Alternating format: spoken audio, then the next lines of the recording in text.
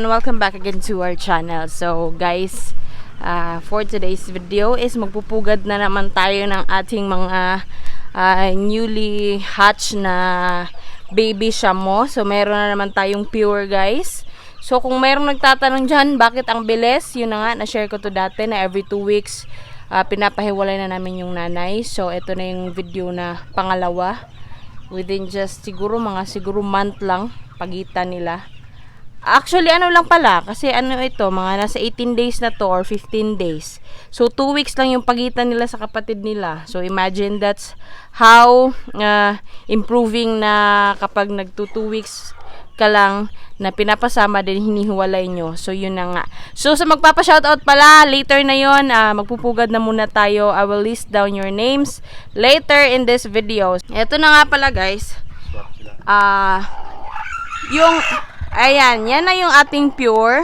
Nasabi ko to noon na yung nanay niya, nandito pa siya nangingitlog. Tapos, change namin yung egg nila, I mean yung nanay. Yung ano naman niya nito, yung mga sisiw niya nito is nandun sa kabila. So, ipapakita ko rin yan. Pero ito yung ating mga pure. Iba rin yung pinalimlim namin guys sa mga nagtatanong kung meron ba kami mga inahin na hindi lumilimlim ng maayos. Well, hindi yan may iwasan guys. Kaya nga ito yung ginawa namin. Sa pure namin is pinalimlim namin sa mga yung medyo matatanda na o yung mga madudunong na in terms of hatching their eggs. So, yung itlog naman ng nanay na yan, nandito siya sa kabila guys. So, putahan natin yun. Nandito. Pinalimlim din namin sa iba guys. So, ayan yung iba. Okay. Daan lang tayo dito. Yan. Okay. So, let's remove this. Nilagay ko lang to dati kasi kailangan kong ilagay kasi nga medyo maulan dito. So, ayan na yung kanya mga sisiw guys. Yung sisiw ng inahin na to is 2 weeks old na. Yun yung kanina, yung kasama ng mga pure. So, yun guys, by the time na kinuha namin yung sisiw niya, meron pa kasing egg na dalawa. Which, unfortunately, hindi siya na-hatch. So, by that night, change agad namin ng 10 o nilagyan agad namin ng 10 itlog nung naglimlim sa pure na kanina pinakita ko. So, ito yung talaga niyang kanyang mga sisiw. Hindi talaga to sa kanya. Yung sisiw nito, nanginahin na to is 2 weeks old na po siya guys. So, yun yung advantage din guys kapag medyo feeling nyo hindi mahahatch yung ibang eggs tapos lumilimlim pa siya. Pag meron kayong mga extra eggs na alam nyo yung sa mga kabilang inahing na hindi nangingitlog ng maayos or I mean hindi lumilimlim ng maayos, i-change nyo yun guys as kung maaari lang. So, yun yung ginawa namin dito. Change namin and then yan na yung kinalabasan natin. So, meron lang isang hindi na hatch. Ito yung isang hindi na hatch. Actually guys, kanina tumalo na yan halos dito sa baba. Ayan, na tumalo na yan. Tapos binalik ko lang kasi nga para masecure niya rin yung iba na hindi pa masyadong okay. Ayan, meron pang mga maliliit. So, ayun guys, balik tayo sa pure. Then magpugad tayo. Then after that, ito balikan natin later. Naka-prepare na din siya dito. Ayan, na-prepare na din siya yung pagkain nila. Tapos yung papadala namin sa mga sisiw na yun guys is yung white na namin. So papakita ko lang din yan later.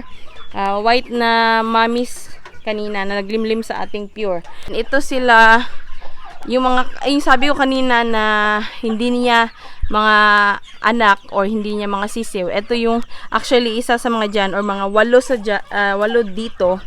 Yun yung mga sisiw niya, 2 weeks old na. So, kasi nga, hindi siya lumabas. So, nilagyan namin ng egg, na ibang egg. Well, then, ayun, napisa niya naman. And then, after that, yun, kukunin namin siya. And then, yung papalimlim, or yung papadala namin na inahin is eto. Ayan. So, eto na. Eto na yung ating pure, guys. Ayan, I believe, may dalawa pa pala, guys. Hindi na pisa. Ayan. Ayan, may dalawa. Ito yung pinahabol pa to dati, guys. So, ilalagay lang namin to sa kabila mamaya. Kasi, ayan, may tik-tik na po siya, guys. Ayan. So, mabubuhay pa to. May chance pa to. So, ayan. Dito. So, habang nagpupugad tayo guys, shout out tayo ng names. Jovelyn Aslim from Davao Turil, Holo Lombo, Christian Jason Suryahay from Davao, Cherry Luzon from Digo City, Dylan Rock Absedi from Damam, to Bagaforo Rena May, to Tambayan ni Mundo, Erasmo Salta, from Davao City po siya, Jeffrey Francisco from Mati, and Norul Amazing Stories, an OFW of us. So, that's it. Our shout out. Meron pa later. So, yes, abang-abang tayo guys. Thank you sa mga nanonood ng aming video. 10. So, eto na guys. Yan, 10 yung ating nakuha. So, ayan. Papadala natin na nanay is yung kanina. Hindi niya rin to mga sisiw guys, or hindi talaga sa kanya na itlog, pero siya yung papadalhin natin kasi siya naman din yung nakapisa. Ayan, 1, 2. Pure natin to guys. 3, 4, 5, 6, 7, 8, 8, 9, at yung pang-10 natin na pure. So, maraming nagtatanong if we're disposing. As of the moment po, wala pa po. Pero ito guys, sa susunod siguro baka ito na yung hinahanap nyo talaga na mga pure. So, ito yung ating pure guys. Ayan. Yung una naming pure guys, hindi namin sila i-dispose. So, dito let's just hope and pray na meron na ako mabigyan nito, or meron nang makakuha ng mga viewers natin dyan na batch na to. So, ayan. Ito na yung mga pure natin na shamu guys. So, kung merong iba dyan nagsasabi bakit pure yung nanay Bisaya, hindi, yun nga, hindi po siya ang talagang nanay nito. Yung nanay nila is nandito sa kabila guys. Kasi nga, yun yung sinasabi ko, kapag ang manok kasi is kondisyon, madali lang siyang mangitlog guys. So, eto siya. Actually, makailang itlog na rin siya, kahit nandito siya, mga siguro 10 itlog na. Ito yung aming pure siya mo na babae. Ayan, tinatawag din namin siyang rapida. So, that time guys, nandito lang siya, 10 itlog kahit walang upa. Talagang nangingitlog siya. So, ganyan yung pinaka-advantage guys kapag nagpapakondisyon kayo ng inahin. Tulad ng sinasabi ko na nagpurga kayo, pinaligo, then nag-B-complex kayo. Yan yung maganda sa inahin na kumbaga madali silang mangitlog, kung minsan nga sobra-sobra pa. Tulad ng nangyari sa kanya, yung mga itlog niya guys, kinain na lang namin kasi wala din yung upa. So, might as well, organic din naman yon. So, ayun, siya yung nanay nito guys ha, ng mga shamu namin o yung mga pure namin. Tsaka si Rapido, yung pinapakita ko always dito. Siguro, by this batch, meron akong mabigyan. So, abang-abang lang tayo sa page namin guys. Meron kaming page. Po, Inday Puy Puy din yung name doon.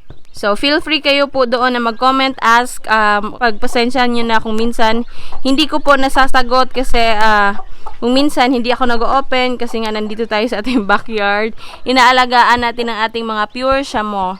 So, affordable lang to guys. That's what I can promise you na mga nanonood sa akin. Let's just hope and pray na maging successful itong batch na to para sa inyo na to talaga guys. In God's grace. So, yung tatay guys, yung sinasabi ko na siya mo, is nandito siya. Eto pala nandito pala siya So, ayan yung si Rapido, yung aming shamu dito. Bukod tangi namin yung shamu dito, tsaka yung babae kanina. So, with the span of from March up to now, meron na silang nabigay na mga 20 pieces na mga pure. So, yung first batch is hindi namin i-dispose. Then, hopefully, the second batch, yung nandito na, yung bago naming pugad, ayan guys, is para na yan sa inyo na mga nanonood sa amin. So, ito na yung talagang sisiw nung nanay na yan. Yung nanay na yan, ito talaga po yung kanyang mga sisiw. So, lalagyan ko po siya ng wire stripper. Don't forget din yung ating probiotic guys. So, probiotic always guys, huwag kalimutan sa una nilang pagkain at pag-inom. Kasi yan yung aming sikreto din dito. Nasabi ko naman yan before. Yan yung pinaka-secret namin in terms of sisiw na kami mga bago pang pisa. Probiotic kayo guys para po maging malusog sila. At by that time po, na mga siguro mga 3 weeks, 3 days to 4 days, lang makikita nyo na malulusog na sila or yung mga active na sila sa kanilang pagkain at pag-inom. So, hi guys, eto na yung ating kasama ng ating mga kanina.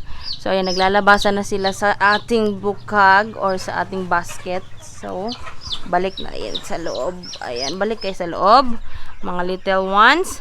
So, mag-shoutout tayo ng names before anything else. Baka makalimutan ko. So, ayan na yung aming mga iba dyan. Magpapakain na kasi kami.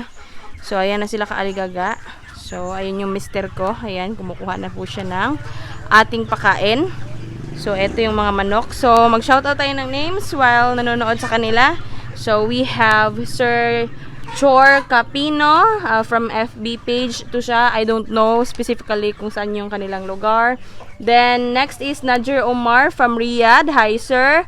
Kenneth John, DE. And then, Sir Jam Garcia. So, with Raymond Espinosa from Negros. So, salamat pala sa mga nanonood dyan na taga Negros. So, meron din tayong mga taga Digos and somewhere from Davao region. Also kay Ma'am Gina Mapayo from Tagum City. And then Alfonso David, Philadelphia, USA. So thank you so much, sir, sa panonood. Balik tayo dito sa ating mga sisiw. Maglalagay na muna ako ng wire stripper, guys. Nilalagyan namin ng wire stripper pala, tandaan po na hindi sila pure or hindi sila magkapatid. Para in that specific cage na meron kami is iba-iba yung kanilang nanay. So, yan yung aming palatandaan na hindi sila magkapatid. So, ito yung ating lalagyan, guys, ng wire stripper. Sabi ko nga kanina, kailangan natin lagyan ng palatandaan yung kanilang mga paa para malaman natin na hindi sila magkapatid sa isang cage na yon. So, may nagtatanong kung paano namin malalaman kung magkaedad ba sila or hindi. By this way also, guys, nalalaman namin kung magkapatid sila or hindi. That's why we put some wire stripper. So, ganyan lang tayo. Ginaganito lang namin para hindi sila magsama, like malaman namin hindi sila magkapatid. So, ayun. Ayan, ito yung aming ginagawa every now and then, guys. So, ayan na yung itsura, guys, kapag nawala ng or nalagyan na siya ng wire stripper. Ayan. Ayan siya dito. Ayan, nalagyan na ng wire stripper ating first baby. Next stop tayo. Kailangan talaga yun. Or dito sa amin, needed namin kasi wala kaming much space na cage na paglalagyan sa kanila. So, ito yung ginagawa namin para ma-identify sila bawat isa. Ayan. Lagyan natin wire stripper. Next baby.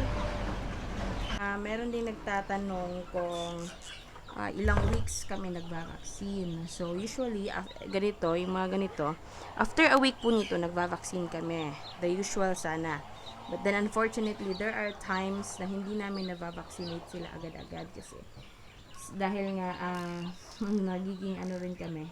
Hindi siya na, kasi, kumbaga, budget din kasi tayo, guys, kapag nagva-vaccine ka kasi, kailangan na maramihan kasi masasayang lang din. So, ayan, that's the thing, that's the reason, I mean, why we don't usually vaccinate 1 week. Lagyan natin until dito. Ayan, until malako siya. Hindi siya makawala. And then, careful kayo, guys, baka matamaan nyo or makat nyo yung kanilang paa. So, ayan. Little baby. Little babies. Ipalatandaan, baby, na hindi kayo magkapatid. Ayan. Oops. Huwag kang mag-bend. Okay. Done na, guys. Ito na yung last one. So, 11 pala yung ating 11 pala yung ating pure shamo, guys. So, hopefully, dito, maka-dispose na tayo. So, bali 9 itong mga mayroong palatandaan. So, 20 sila lahat dito sa isang cage.